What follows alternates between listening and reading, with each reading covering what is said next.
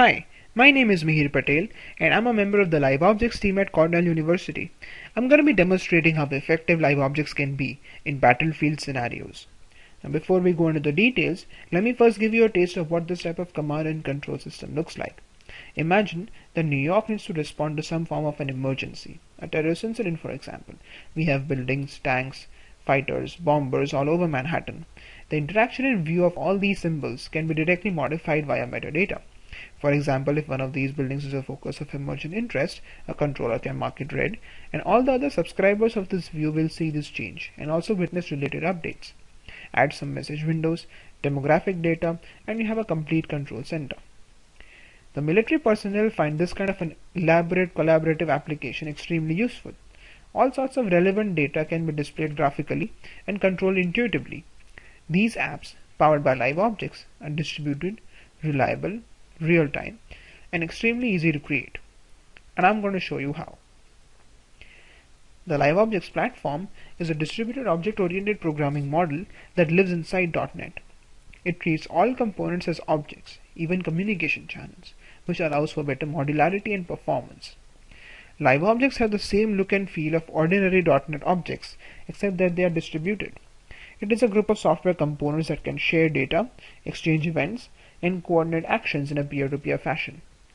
Now here's the architecture. On one end, we extend .NET to support LiveObjects by embedding them in the .NET runtime, and also connect the objects to the .NET type system.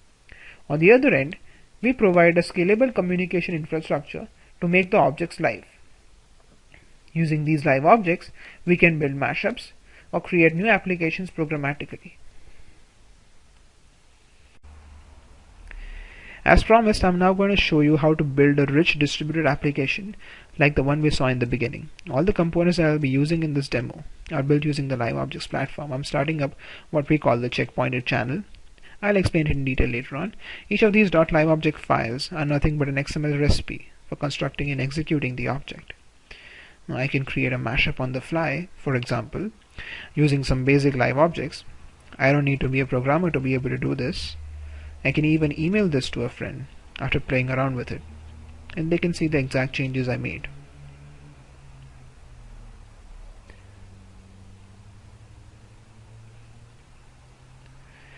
Okay, let's kickstart our battlefield demo. I'm going to start up a Microsoft XNA window first. You can choose the context of your window in which you want your scenario to play out. Currently we are supporting two types of maps, aerial and road. I'll use the aerial view for this demo. Okay, here's the map of the world. For this demo, we are going to be focused on the east coast of the US.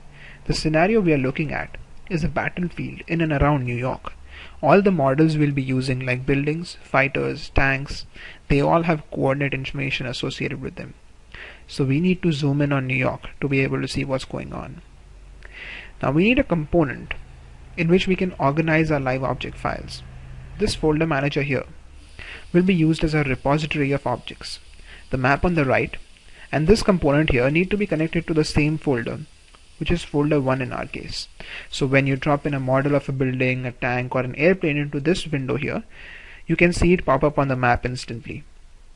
The tanks are naturally smaller, so we need to zoom in further to see them. Okay, there it is.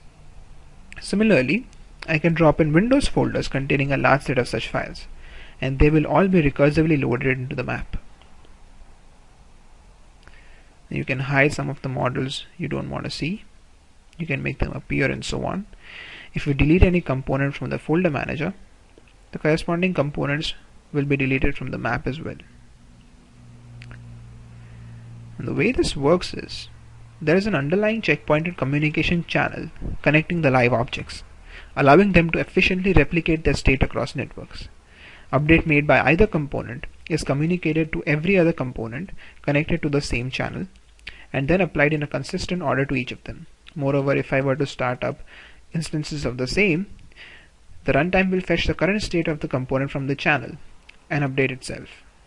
Now normally this kind of a scenario builder application would take really long to build from scratch, and there'll always be issues with consistency and scalability. But thanks to the LiveObjects platform, the developer needn't worry about these issues, and such applications can be built just like standalone applications in, say, Visual Studio. The platform takes care of the rest.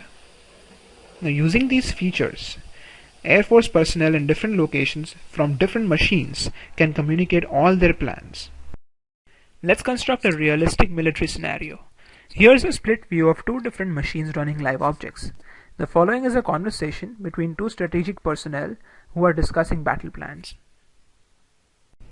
Commander, here's the situation. We have been asked to come up with a strategic plan to defend Manhattan Island in the event of a terrorist attack.